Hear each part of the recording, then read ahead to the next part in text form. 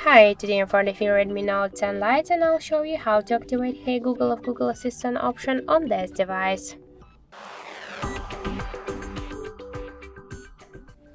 First, you should open the Google application and then tap on the right upper corner.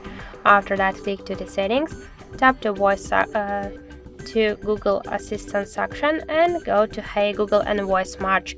Here you will see OK Google switcher. Tap on the switcher to activate this option. Just click to next. Yes, I agree. Continue.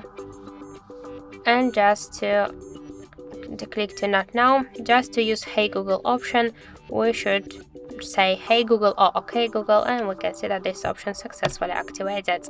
So that's it. Thank you for watching, and if you find this video helpful, don't forget to leave a like, comment and to subscribe our channel.